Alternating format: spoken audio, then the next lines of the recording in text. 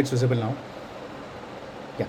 So what I'm going to do is I'm going to in the next 20 minutes give you a overview of the physiology of pituitary disorders, and we'll basically focus on practically important pituitary physiology, what will be useful to you in your day-to-day practice, instead of just talking about things which are just pure physiology. We'll be talking about the clinical physiology of pituitary disorders.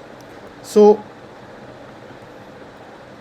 we'll talk about three major aspects. We'll talk about the hypothalamus integrated with the anterior and posterior pituitary.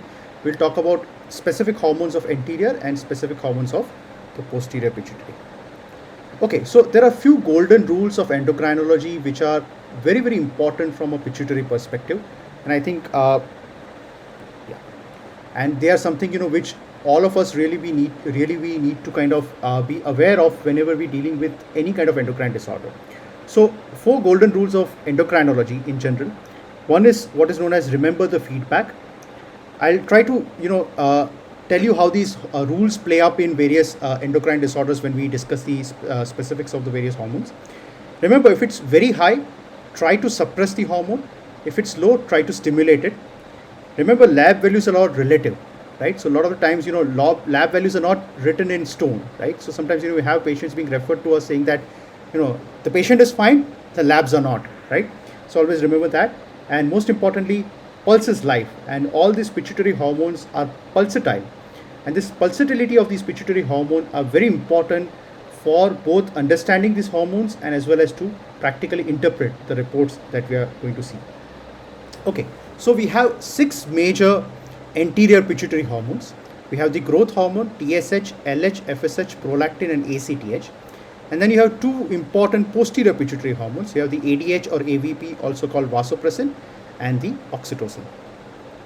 So this is the master chart borrowed from Harrison. You can go through this, but we'll discuss the individual components with each of the hormone as we discuss. Okay, so let's start with prolactin. Now, prolactin is something which is kind of the classical pituitary hormone, but it's different from the rest. It's under an inhibitory release. So unlike the other pituitary hormones which are generally stimulated by the hypothalamus, prolactin is different because it's actually inhibited by the hypothalamus. So you have dopamine T2 receptors which inhibit the release of prolactin, and then there's another hormone TRH, which is a thyrotropin releasing hormone which stimulates prolactin. It's an acute phase reactant. So generally a lot of the times we often get calls from ICUs where somebody measured a prolactin accidentally or for some reason, and then it turns out to be high, and then we always tell that we'll probably repeat this once the patient is out of the physiological stress. And just like other pituitary hormones, it is released in a pulsatile manner. So there are two various important physiological actions of the prolactin, and we have, as ma'am said, we have infertility specialists with us, and they will be well accustomed with the fact that the prolactin, it inhibits the sexual activity and reproductive function, and it often leads to anovulation. So patients can have milder degrees of severity to very severe ones. So for example, early on patients with slightly elevated prolactin can have luteal phase defect leading to recurrent first trimester abortions. Patients can then go on to develop infertility or anovulatory infertility, and then later on patients can have oligoamenorrhea and finally amenorrhea. So depending on the level of the prolactin, the severity of the impact of the prolactin on the hormonal function will be dependent on that. And the second important function is it induces lactation. And remember, both of these things are linked together. Remember, in pregnancy, your prolactin level will be high, and postpartum, immediately, your prolactin level will be high. Why it is high? Because you don't want the patient to be pregnant again when they're already pregnant. It's actually possible in certain animals, right? It's not possible in human beings. And it, during the time of lactation, you don't want the patient to become pregnant. So that's the body's defense mechanism against those. And increase of prolactin inhibits these activities, preventing the patient from having any other further issues related with the same. So normally, prolactin values, of course, the values would depend upon the physiological situation. So, it will depend on situation to situation basis. But generally, more than 20 microgram per liter or nanogram per ml is considered to be high in both men and women. But it doesn't mean that more than 20 every case we will have to take it we will have to give a clinical judgment of when to assess further or not. More than 100 is definitely a situation where you will consider doing an MRI. And you have the next talk by Dr. Tushar sir, who is going to talk in more detail about prolactin. So I'll leave it to this point over here. I'll give you some practical tips about prolactin. Now, one thing which is very important, which you have to understand when we deal with prolactin, is the concept of pituitary hyperplasia. So remember, the lactotropes which secrete the prolactin during pregnancy, right? Or in most situations, the lactotrope undergo hyperplasia during pregnancy and following pregnancy during various months of lactation. So sometimes somebody incidentally gets a MRI done in these cases, and you will find the pituitary gland which is enlarged. So you have a pituitary hyperplasia. And remember, this is normal physiological phenomena, and do not send this patient for surgery, right? So that's an important point. And one practical tip is, when you have a pituitary hyperplasia, how do you differentiate a hyperplasia from an adenoma? There is no 100% way, but there are clues to it. And one important clue is they have what is known as a hilltop sign, right? So a pituitary hyperplasia will appear like a hill, as you can see here. It's like a hill. Whereas a pituitary adenoma will often have a curved top, right? So it will have a curved top, and that's one, very useful. The more MRIs you see, the more accustomed you will be to seeing this difference between a hyperplasia and an actual adenoma, right? So pituitary hyperplasia, remember, a hyperplasia can happen during pregnancy, and this is a part of normal variation, and I think it would be wrong to send this patient for surgery, and something we need to be kind of aware about in our practice. Then of course, hypothyroidism also has link with prolactin. A lot of times, like we discussed, remember the TRH hormone, which also stimulates TSH, also stimulates the prolactin, right? So if you have hypothyroidism, you have low T3 and T4, which stimulate the negative feedback on the TSH goes away, and hence the negative feedback on TRH goes away. So whenever you have primary hypothyroidism, you tend to have an increase of prolactin. So again, a lot of the times patients with primary hypothyroidism will also have pituitary hyperplasia, and a lot of the times they will also have increased prolactin, right? And I've seen a lot of times, patients being given cabergoline for that. So whenever you have a patient with overt hypothyroidism, it is very important to first correct the hypothyroidism and then reassess the prolactin axis instead of directly starting the patient on treatment for hyperprolactinemia. So that is again something which is important from a practical sense. Again, measuring prolactin is very important. So don't measure it. You should know when to measure it and when not to measure it. So when not to measure, do not measure it in a physiological stress. And during pregnancy and lactation period, again, remember, these are naturally going to be higher, and this would be not a good time to kind of measure it, because you'll not be able to give a correct interpretation of these things. Now, this is a controversial area. A lot of times, we are asked to take pooled samples, multiple samples at multiple intervals, because these are all, like I said, pulsatile hormones. But again, there are recent studies which have shown that for prolactin, you do not need a pooled sample, and a single one-time sample often is enough. But like I said, this is still a gray area, an area of debate. And in my practice, I generally stopped using pooled samples, after a series of papers on this. But, some people continue to do it. And I think either way, it's not wrong or right. No method is wrong or right. But generally speaking, with prolactin, at least pooled sample may not be required in all cases. Then, of course, there is a concept called macroprolactin, where you have false high prolactin values. And this is because of, binding off. So there are, again, just like you have, there are certain antibodies, autoantibodies in the body, which can bind with the prolactin and increase the half-life of prolactin. And by increasing the half-life of prolactin, the prolactin can have a false high value. Now you have commercial labs which do assay for macroprolactin. At least I know, Metropolis does this as a test commercially. So it's available, and you can consider, if the patient's clinical features do not match with the prolactin levels, the patient is completely asymptomatic and the prolactin levels are high, you can consider testing for macroprolactin. The other important aspect is you have to understand the concept of the high dose hook effect. So sometimes you have a patient with very high prolactin values, and especially if you're using a sandwich assay. In that case, what happens is a very high prolactin value can also sometimes show a false low value, because the sandwich, the entire three-part hook does not get formed, and because of that, you tend to have false low values. The values may actually be very, very low. So let's say a patient has prolactin value in 10,000, 20,000, but the lab report can only show 20, 30, right? That bigger difference will be there. It's very simple in these cases. All you need to do is you need to ask your lab to do the test in dilution. right? So you need to do 1:100. That's the standard dilution we start with. There's again a lot of debate on how much dilution to do, but generally we start with 1:100. And if you do see a linear increase of the prolactin value, we often do further dilution. And sometimes, we have found a value of 20 going as high as 20,000, right? In practice, and these cases also have been published from Indian literature as well. So remember this hook effect. Why this is important? Because if you have a large pituitary tumor and you have very high prolactin, these patients respond beautifully to cabergoline or to medical management and may not need surgery. So sometimes you can actually avoid a surgery if you understand the concept of hook effect. So again, if you have a patient who fits into a situation where patient might have a prolactinoma, you could consider, and the prolactin values are false normal. In such cases, you might consider again doing what is known as a dilution for high dose hook effect. Then of course, let's look at the growth hormone. Again, growth hormone is under the influence of hypothalamus, just like the other hormones we discussed, but it is under again both positive as well as negative inhibition. So you have growth hormone releasing hormone GHRH, which stimulate the growth hormone, and you have somatostatin. Remember, somatostatin is the same hormone which is released by the GI tract. So you have somatostatin, which inhibits the release of pituitary.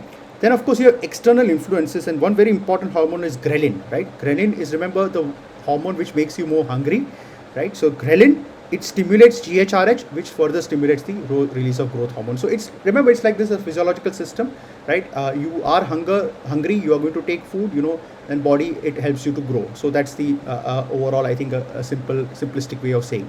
Now, growth hormone directly has some effects on the human body, especially on the fat cells, the adipocytes. It leads to lipolysis, but most of its actions, that is the action on growth, are done through its downstream hormone, which is IGF-1. So growth hormone acts on the liver, leading to production of IGF-1. IGF-1 is insulin-like growth factor 1. So the mechanism, the growth effects, the growth impact of growth hormone is generally through IGF-1, and hence you should remember this IGF-1 is equally an important hormone in this axis. Okay. Again, remember, just like we discussed with other hormones, the growth hormone is also extremely pulsatile. Remember, the peak occurs at night and it correlates with the sleep onset, and it's also, remember, growth hormone is also present in adults, so it's not something which is only present in children.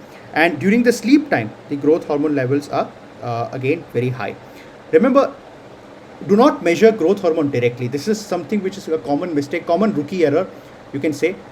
Except in case of post-operative acromegaly cases, you might have some value of measuring growth hormone, but generally it is better to measure IGF-1 because it is a longer half-life and it's a more stable assay, right? So whenever you want to do a preliminary assessment of the growth axis, it's a better test to consider measuring the IGF-1 rather than measuring the growth hormone directly. Now, if you want to assess the growth hormone problems, then like I said, you will have to either stimulate or suppress it. So if you have growth hormone deficiency, right, if you're thinking that the child is short and the child has potentially growth hormone deficiency, you try to stimulate the growth hormone. And again, stimulation will be generally done either in clinical practice, we use clonidine stimulation test or glucagon stimulation test. And if you're thinking of growth hormone excess, as in case of acromegaly, we try to suppress the growth hormone, and this is done by oral glucose growth hormone suppression test. Again, a relatively simple test to perform, and I think, if you have these situations, you can refer your patient to a nearby endocrinologist who will be able to do this test quite easily. Remember, glucocorticoids also inhibit the release of growth hormone. This is again very important correlation, and that's why children who are on chronic steroids for some reason, like nephrotic syndrome or some other a pulmonary condition or some rheumatological condition, such cases you will have short stature just because of the fact that growth hormone. There are multiple reasons for that, but one of the important reasons would be that glucocorticoids would inhibit the growth hormone axis. Now, the IGF-1, like I said, is the downstream hormone which is stimulated by growth hormone. But remember, IGF-1 is also dependent on nutrition. So especially in children, if the child is malnourished, sometimes you have IGF-1 which is low. So remember, IGF-1, though dependent on growth hormone, is also dependent on nutrition, and hence especially in the first 3 years of life, the growth hormone axis is still not very mature. So if you measure an IGF-1 in small children about 1 to 2 years of age, that IGF-1 is more dependent on nutrition rather than dependent on growth hormone. So that is something you should keep in mind. Remember, growth hormone and insulin are physiologically antagonist to a lot of extent. Growth hormone increases glucose while insulin reduces it. Growth hormone increases lipolysis while insulin reduces it. And IGF-1, on the other hand, is actually very similar to insulin in its structure. So there is again a very interesting relation over here. Now comes the ACTH. And remember, this is the hormone where we are talking about mind-body axis. The one hormone where we do understand a lot about mind-body axis is actually ACTH, because since time immemorial we understand that cortisol is a stress hormone and stress increases the cortisol level. It is something we are very well aware about. But the action of stress does not occur directly, it occurs through the hypothalamic pituitary system. So you have CRH, which is produced by hypothalamus, and the CRH is then it acts on ACTH to increase the release of cortisol. You also have CRH increasing the adrenal gland has multiple layers. So you have also have DHEA, which is the adrenal androgen, which is also stimulated by the ACTH, and of course other adrenal androgens. And apart from CRH, the ADH, vasopressin, also acts on ACTH, leading to the release of cortisol. And IL-6, which is an inflammatory marker, or the physiological inflammation marker, it also increases the ACTH and leading to increase of cortisol. So remember, in stressful situation, the cortisol level will be high. So in both physiological stress as well as in case of other forms of stress, you will have cortisol level which is stimulated. Again, cortisol level and ACTH, both of them are pulsatile, and they follow a good circadian rhythm. And these values are actually just before waking up in the morning, early morning times. These values are generally higher, and they tend to be very low during midnight. So cortisol and ACTH tend to be very low at midnight. Okay.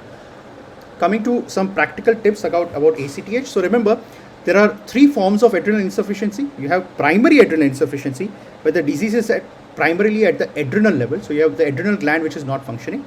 You have secondary, where the disease is mainly at the level of pituitary. And you have tertiary adrenal insufficiency, where the disease is mainly at the level of hypothalamus. And whenever you're giving steroids from outside, glucocorticoids exogenously administered, it leads to tertiary adrenal insufficiency, which is a very important disease.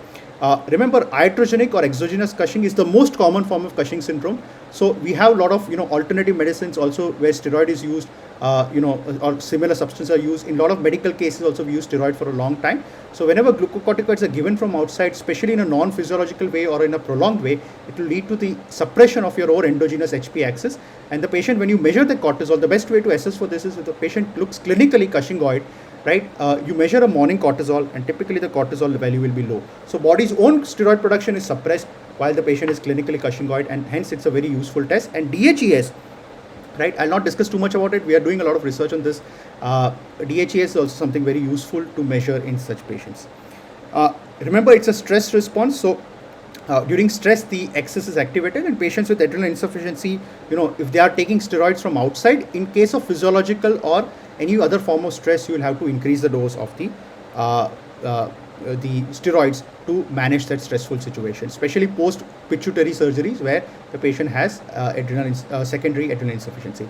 Again, very important for all clinicians listening to this, hyponatremia, important cause of hyponatremia is adrenal insufficiency. A lot of the times we miss this out. Why there is adrenal insufficiency? See, adrenal insufficiency occurs in both primary, secondary and tertiary adrenal insufficiency. Hyponatremia will be seen. In primary, there will be hyponatremia with hyperkalemia. But in secondary and tertiary adrenal insufficiency, you will have just hyponatremia, isolated. So hyponatremia is an important clinical condition. One of the important cause of hyponatremia you have to remember is your ACTH deficiency or adrenal insufficiency. And why does it happen? Well, remember I told you that there is a negative feedback and there is a positive feedback of ADH, which stimulates ACTH, which stimulates cortisol production. There is also negative feedback there. So whenever you have deficiency of cortisol and low ACTH, you will have increase of ADH. ADH, remember, will cause fluid retention leading to hyponatremia. So hyponatremia, one very important cause of hyponatremia is the adrenal axis and HP axis. And remember, whenever you have unexplained hyponatremia, one test you must consider definitely doing is checking for the adrenal axis.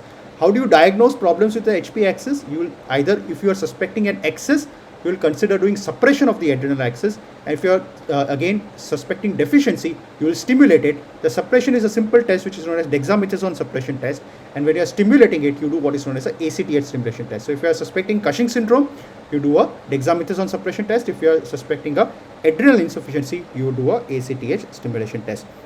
The ACTH assay is a little bit more complicated to assay.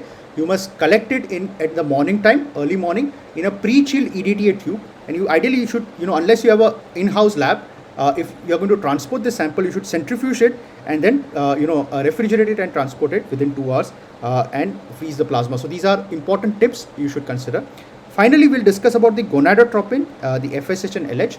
And remember, again, you have the hypothalamus. The axis starts from hypothalamus. So you have the GnRH, which is released by hypothalamus, which acts on the anterior pituitary to release LH and FSH. And this further acts on your gonads to release the sex hormones, that is testosterone in male and the estrogen and progesterone in females. Now, remember, in men, you have LH and FSH having differential actions, of course in female also, but in men it's very important to understand this, because what happens is that LH stimulates the release of testosterone, whereas FSH stimulates the production of spermatogenesis. And this is an important concept which again people who are dealing with male infertility need to understand. Talking about some practical tips, again this is where pulsatility is very important. Remember, GnRH agonist, right? So when you use clinically GnRH agonist, GnRH when released in a pulsatile manner, a natural GnRH which is given in a pulsatile manner, it stimulates LH and FSH production. Whereas if you give GnRH constantly instead of pulsatile manner, it will suppress the axis. So it will suppress the the LH and FSH formation. So we often use GnRH agonist like leuprolide in clinical practice when we want to suppress LH and FSH production, like in men in case of prostate cancer, or in children with precocious puberty. This is the treatment we use.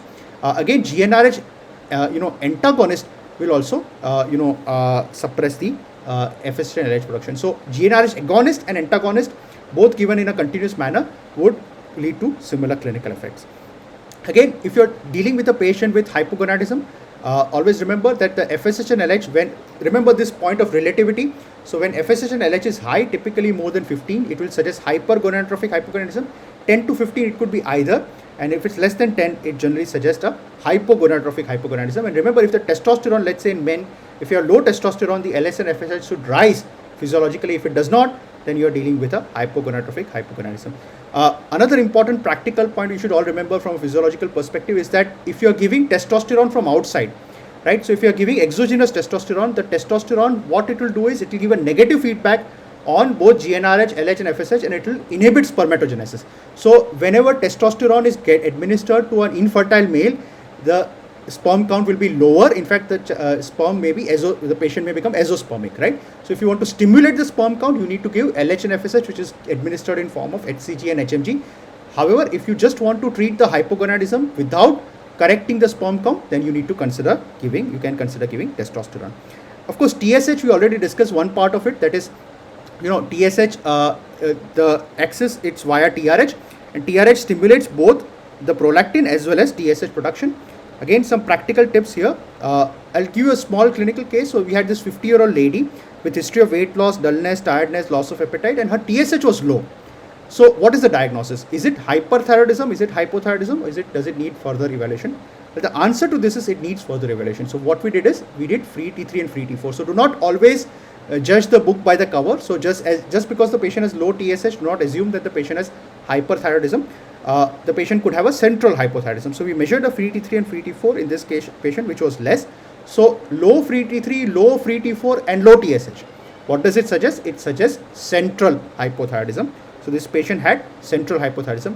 Remember, whenever you're dealing with a case of central hypothyroidism, the TSH is either low, it is normal, or in some cases it is high, but the free T3 or total T3 and total T4 will be low. Right? So TSH, but when you talk about high TSH, the TSH in these cases is generally not more than 10. Some people consider 20 as a cutoff. So if you have low T3, low T4 with TSH of 8, 9, 10, that means that you are perhaps dealing with central hypothyroidism instead of a primary hypothyroidism.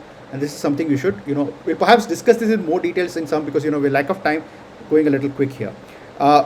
In these cases, whenever you have a central hypothyroidism, remember central hypothyroidism very rarely occurs in isolation. So you will always have other hormones which are often deficient, especially the cortisol, right? So you must consider assessing this patient before doing thyroid replacement. And also remember this golden rule, whenever you have multiple hormone deficiencies, always the priority should be given to first replacing the cortisol or first correcting the HP axis and then treating the hypothyroidism, right? So if you do the other way around, sometimes the patient could land up with serious adrenergic crisis. So whenever you have central hypothyroidism and central adrenal insufficiency, correct the adrenal insufficiency before correcting the hypothyroidism, right? You have TSH, FSH, LH and HCG which have similar structures. So they have, a similar common alpha unit, but they have a different beta unit. And because of this, they could have structural homology, and sometimes they cross-react with each other. This point is very important in case of a condition known as gestational thyrotoxicosis, where you have very high HCG level. And because of this very high HCG level in a pregnant woman, this HCG has specificity spillover, and it goes and acts on the TSH receptor. So it goes and acts on a TSH receptor, leading to increase of T3, T4 production, and hence increase of and reduction of TSH. So this condition is known as gestational thyrotoxicosis. The patient could have a lab report which is suggestive of thyrotoxicosis, especially in patients who are having hyperemesis gravidarum and so on, right? So this is something which you should be well aware about. And again, if you have such a patient where you need to make a differential, perhaps referring to an endocrinologist would be a good idea. Again, glucocorticoids, just like we saw, it suppresses growth hormone. It also suppresses the TSH, the thyroid axis also. And remember, sometimes we see patient on glucocorticoids and somebody does a thyroid function test and then sends a referral for abnormally low TSH. Remember this, especially dexamethasone or high dose steroids can suppress the thyroid axis and can lead to low TSH, sometimes even leads to low T3 and sometimes even low T4, right? On the contrary, patients with adrenal insufficiency sometimes can have mildly elevated TSH. Again, this is something you should be well aware. And just like we discussed with pituitary, with the prolactin, hypothyroidism also can lead to pituitary hyperplasia, as you can see in this picture over here. And again, if you have a patient with overt hypothyroidism, don't do an MRI, but if you do an MRI, first correct the hypothyroidism and then reassess it, and do not send this patient for surgery because it could be a treatable cause of the pituitary hyperplasia. I'll not discuss posterior pituitary because of lack of time. I think I'll just directly come to the take home messages. So like we discussed, right, remember the feedback, right? So remember there's a feedback loop, right? So you have one hormone stimulating the other. So TRH stimulating TSH, TSH stimulating the production of free T3 and free T4, right? So remember there's a negative, and then free T3 before suppressing both TSH and TRH. So there's a feedback loop. Low thyroid hormones like free T3, low free T4 with a technically a normal TSH would still suggest a central hypothyroidism. So this is something you should be aware and cognizant of the fact. Second tip, remember, if it's high, try to suppress it. If it's low, if you're suspecting the hormone is high, try to suppress it. If you're suspecting the hormone is low, try to stimulate it. Like in case of, for example, growth hormone, or in case of cortisol, right? Do not measuring the hormone directly may be useful in some situations, but not in all situations. So growth hormone, do not directly measure it, and do not send the patient thinking that the patient has, growth hormone deficiency. It could be just that you have measured it during the nadir. So always remember these hormones are pulsatile. So if you want to have a definitive answer or whether you are dealing with a low hormone or high hormone, it would be best to do a stimulatory or inhibitory test. Remember, lab values are all relative. For example, we talked about, remember sometimes we see low testosterone values, testosterone being checked in prepubertal males. Remember, for a prepubertal child, a testosterone, the axis is still not active, that whatever testosterone value it is fine for that child, right? So this child may not, a 6-year-old child, 7-year-old child may not be hypogonadal, child is normal, right? So this is something again you should be well aware about. And remember, pulse is life, right? So like we said, GH is a pulsatile hormone, GnRH is a pulsatile hormone, right? Standalone measurement of growth hormone is little clinical significance. So again, if you're suspecting a disease of growth hormone, stimulate it or suppress it depending on what you're suspecting. So again, thank you for a patient listening. I tried to cover as much as possible in this short time. We have this app, like ma'am said, Notes and Endocrinology app, which is, very useful. So anybody who is interested in the field, we are trying to make this as a cross-specialty app. So anybody from other specialty you also might find it easy to read. We have a lot of notes in endocrinology in a question-answer format, which will be easy to understand, and a lot of video lectures as well. So it will be useful to anybody who is really there. It's a free app. It can be easily downloaded from both the Android and the Google Play Store. So I thank you for a patient listening.